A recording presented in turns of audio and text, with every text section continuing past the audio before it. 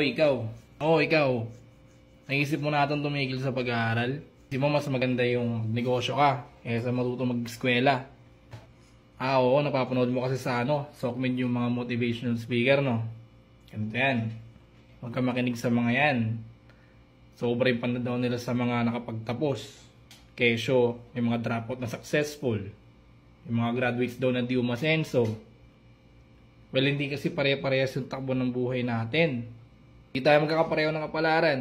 So, huwag mo tulad sa kanila yung buhay mo. Ikaw bata, tandaan mo yan.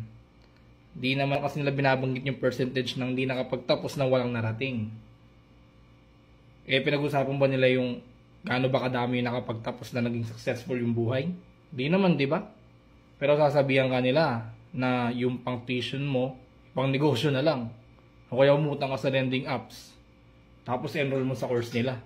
Bata, huwag mo sila pakikinggan. Habang may oportunidad kang mag-aral, i-grab mo lang.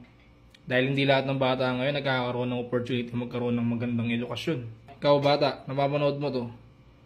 Masayangin yung effort ng mga magulang mo para lang may gapang yung pag-aaral mo. Tapos ipapalit mo lang sa nag-offer ng courses online. Wala ka namang kasiguraduhan. Magiging secured ka. Tandaan mo, mas magiging secured ka at mas may matutunguhan ka kapag nakapag-aaral ka. Siyempre, inisip mo, diploma ba o diskarte? Tsaka mo naisipin dumiskarte pag nakapagtapos ka na. Tapos, pag meron ka ng diploma, may bala ka na para sumabak sa realidad ng buhay. Huwag mo na mamamadaliin. Daan-daanin mo lang. Huwag kang makikinig sa mga motivational Bluetooth speaker dyan sa online. Hindi yan makakatulong sa'yo. Makakatulong sa'yo, mag-aral ka ng mabuti, magtapos ka,